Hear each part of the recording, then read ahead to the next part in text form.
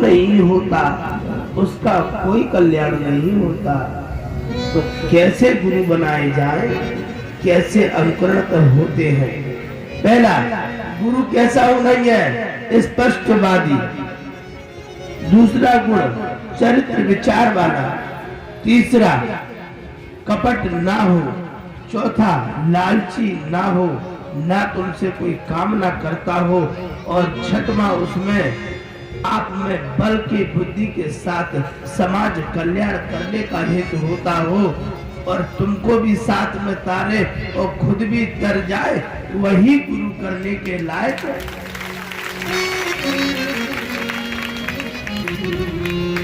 गुरु आजकल बनाते हैं धंधे के लिए, ज्यादा चेला हो जाएगी, ज्यादा माल आएगा। ज्यादा माल गुरु की अपेक्षा, जैसे भूख लगती है आपको प्रतिदिन, थोड़ा जैसे आपको रोटी प्रतिदिन भूख लगती है, इसी प्रकार भगवान गुरु की अपेक्षा की याद लगती है। आप कहते हैं कि मेरी पूजा हमको लगी नहीं। महाराज जी, क्या बात हो गई? पहली बात तो आप अपने आप में इष्ट तय करें।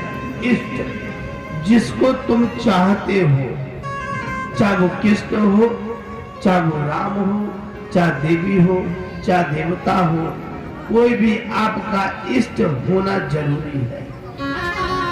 और इष्ट जब तक नहीं है, जब तक इष्ट नहीं होता, जब तक चेष्टा नहीं होती, और जब तक चेष्टा नहीं होती तब तक काम नहीं होता, और जब तक कोई काम नहीं होता तब तक कोई नाम नहीं होता, और जब तक कोई नाम नहीं होता तो परमात्मा के साथ कोई काम नहीं होता। हर जीवन में एक निष्ठा होना, एक इष्ट होना। मेरे इष्ट महाकाल है, पर मैं सबको मानता हूँ, पर उनके बिगर मैं कोई कार्य नहीं करता। शंकर भगवान मेरे इष्ट हैं और मैं 2004 से उनकी इष्टता में प्रमाणित हुआ। पहले मैं काली का पुजारी था, हनुमान जी का, बड़ी निष्ठा थी, बड़े चूल्हे चढ़ाता था, पर उनका जो कृपा हुई, महाकाली भद्र की कृपा से तीनों लोक मिल गए।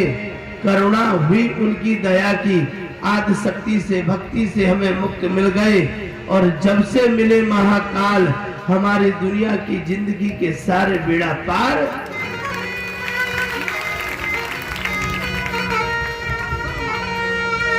हमको जीवन में सबसे पहला गुरु नारद भगवान से कहा कि मैं भी गुरु बनाना चाहता हूं। अच्छा, बनाना है, तुम बन जाओ। ब्रह्मा जी विष्णु जी का नाना, और शंकर भगवान से पूछा गुरु किसको बनाए, तो सभी ने कहा गुरु जो तुमको प्रथम बार जो मिल जाए कहीं भी, उसे तुम गुरु बना ले। ठीक ठीक गुरु जी बना लेंगे। नारद जी को ये लगा, तीनों लोग घूमे, सुबह काल हुई, सवेरे मल्ला मिल गया। तो उन मल्ला को गुरु बनाने के लिए नारद जी ने भेष बदला और पहुंच गए गुरु दीक्षा लेने। बोलो गुरुदेव भगवान की जय हो।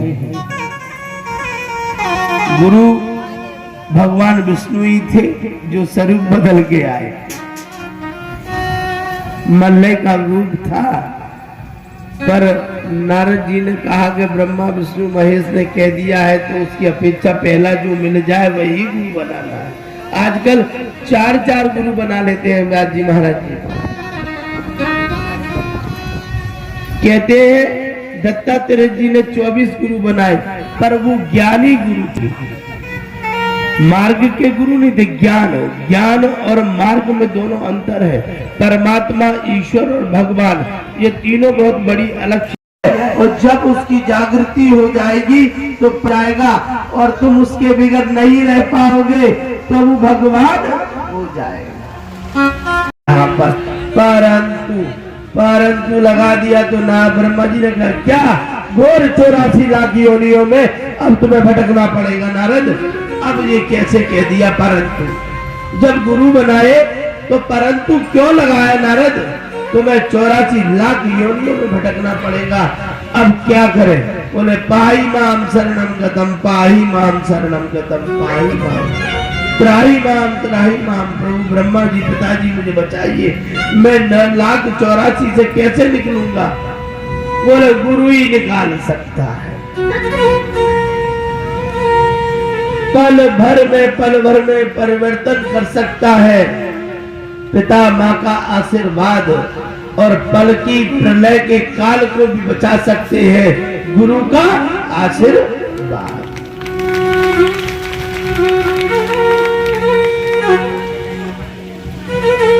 जब गुरु का आशीर्वाद बचा सकता है तो श्रद्धा में कमी ना होना चाहिए। पहले भावनाओं से ना बनाओ, पहले जानो। कहते हैं कि गुरु करो जान के, पानी पियो छान के। पानी कौन सा? जो तुम्हारे यहाँ रुका हुआ पानी है। बहते हुए पानी में जाने केरी शर्म बाके भूखे कर्म, और जाने जल में छोत देखी बाके धर्म। मन जल में छोत नहीं, किस छोत में? जो बहता हुआ पानी, उसमें छोत नहीं होती। जो निरंतर बह रहा है उसमें दोष नहीं देखना चाहिए, वो दोष झड़ जाता है। नारद जी को कहा कि 84 लाख योनि भुगतना पड़ेगी। गुरु के शब्द पे परंतु लगा दिया तुमने नारद, तुम्हें 84 भुगतना पड़ेगी, तुम्हें जाना ही पड़ेगा। बोले कौन निकालेगा? पाही माम शरणम त्राही माम। बोले गुरु के पास जा। नारद पहुंच गए, गुरु महातट पे मिले। फिर गुरु ये ढूंढत ढूंढत जन बन मन भटके जाई, और नारद मिले सरोवर तट आए। सरोवर के तट आ गए, पैर पकड़े गुरु जी के, और उनने वर्ण कहा, हे गुरुदेव मुझे क्षमा करें, मैंने एक गलती कर दी। आपके शब्द पर भी आप पर यकीन नहीं किया, आपके शब्द पर भी और आपके विचारों पर मैंने यकीन नहीं किया, और मैंने तीनों लोक के स्वामी पर परंतु और किंतु लगा दी। मुझे 1,84,00,000 योनि में भटकना पड़ेगा। प्रभु गुरुदेव मुझे बचाइए, गुरुदेव मुझे बचाइए। गुरुदेव ने कहा, अच्छा पल भर छिन नहीं लगेगा। पल भर एक बड़ी कलम बनाई, एक बड़ी कलम बनाई, जो न्यारी न्यारी बात बताई, तट पे लिखी अनुकरण बताई, और एक कलम बड़ी अद्भुत बना। एक कलम ऐसी अद्भुत बनाई जहाँ पे 1,84,00,000 योनियां लिख दई, और कह दई कि नारद अब यहाँ पे लौट जा। बोलो सत्यनारायण भगवान, शंकर भगवान। लिखे लिखाए पर 1,84,00,000 योनियों पे बस बैठ जान। भय प्रीत ना होए न सेवा, 4 लाख करो बैरी की सेवा। मैं किसी का विरोधी नहीं हूं, ना मैं ब्राह्मणों का विरोधी हूं, ना शूद्रों का विरोधी हूं, ना मैं अपने समाज का विरोधी हूं, ना आप लोगों का विरोधी हूं।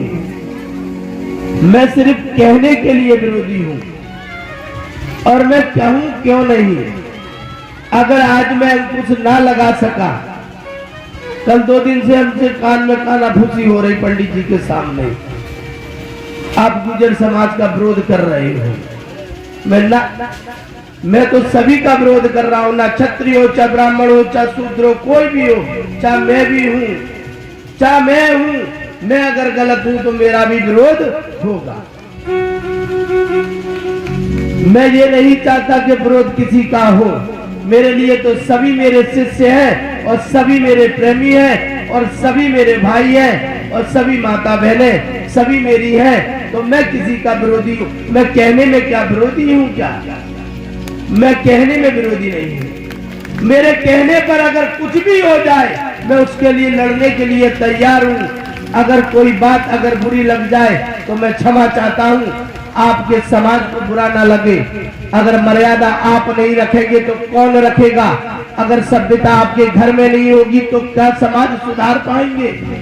अगर आप समाज में बेचारी करोगे, आप परिवार में रहेंगे, अगर मर्यादा से माँ बाप बहनों से ना बोलेंगे तो क्या आप परिवार चला लेंगे? आप बताइए मुझे, आप चला लेंगे क्या? मैंने सिर्फ यही कहा है कि मर्यादा के खिलाफ कोई कार्य न करे। ये धर्म है, अधर्म नहीं है।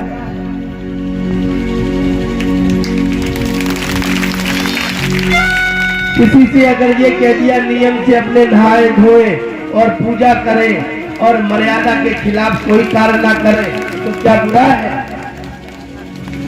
सभी से ये अनुरोध है कि सुबह नहाने से लक्ष्मी की कीर्ति बढ़ती है और मन शुद्ध होता है।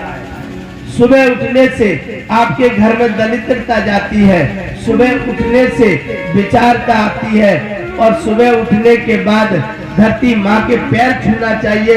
इससे मस्तिष्क शांत रहता है और कभी विरोध नहीं होता है।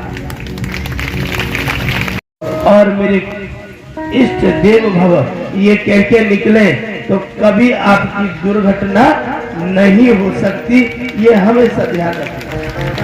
पहले मातृ भव, मातृ भव, पितृ भव, देव भव धारणे, माता पिता कुल देवी सर्व भव तारणे। सबको तारना है और हमको तुमसे मिलना है और तुम्हें हमसे मिलना है। कोई बात हो अगर दिल में कोई खटक गई हो तो हमसे भी अगर कहना है तो बेशक कह लेना। बस मन में गिलानी मत रखना कि गुरुजी ने ऐसा कह दिया। बस यही बात बुरी लगती है कि अपने ही बुरा मान जाए तो भगवान के साथ कैसे दोस्ती होती है। अपने ही बुरा मान जाए, अपने बुरे ना माने। गैर तो अपने होते ही है, अपने बनाना चाहिए। और ये भी कहाँ पराए आए हैं जिन्हें अपने बनाने से पहले शिव पुराण सुनाते हैं और श्रीमद् भागवत सुनाने से पहले अपना तुम्हें बनाते हैं। आचार्य जी अब शब्दों का ही कोश है और हम तो तीन चीजों के सख्त खिलाफ हैं कि कोई नियम तोड़े और कोई बुजुर्ग की बात ना माने। अगर बुजुर्गों की बात जिसने न मानी, पुरखों की बात जाने कटोरा लेके मांगी भीख की साथ। जाने नहीं मानी पुरखन की बात, ताने कटोरा लेके मांगी भीख के साथ। और जीवन भर भटकता रहेगा जिनने नहीं मानी पुरखन की बात। बूढ़े बुजुर्गों की बात मानना इसीलिए है क्योंकि वो अनुभवी है, विचारता है। उनने कईयों रातों का रात गुजारी है और कईयों समय का वक्त गुजारा है और उनकी रातों का निवारण तुम कर नहीं सकते, तुम उनके वक्तों का निवारण कर नहीं सकते। वो तुमसे ज्यादा अनुभवी है, इसीलिए हमें अपने साथ एक पल के लिए बुजुर्गों का साथ मानना चाहिए। अगर मैंने 8 दिन आलू की सब्जी खिला दी तो आप क्या कहोगे? महाराज जी रोज डेली भंडारे में आलू की सब्जी बना देते, बार बार देखा खाएंगे, हम ना खा रहे, कुछ और बना। ये दिन 8 दिन आलू की सब्जी से आप अनुभव से बोर हो गए और इस दुनिया में इतनी सारी उम्र में भोग विलास तृष्णा वासना चुगली करना देना लेना अनुभव करना ये प्रतिदिन करते हो। कभी भगवान से ये नहीं कहा भगवान इससे बोर हो गए हो, इससे नहीं कहा, ये चीज से नहीं कही कि सब दिन सोते हो खाते हो मुँहते हिंगते सब चीज चुगली वगैरह सब करते हैं और सब चीज करने के बाद कभी नहीं कहा भगवान से कि मैं बोर हो गया और आलू की सब्जी 8 दिन खिलाई तो हैरान हो गया। बाजी पकवान खाओ तो फिर दिन के दारे और भगवान से कोई शिकायत नहीं करे हमारे भगवान। रोज ताज़ा खबरें देखने के लिए हमारा चैनल DVC 24 न्यूज़ को सब्सक्राइब करें, साथ ही बेल आइकन भी दबाएं।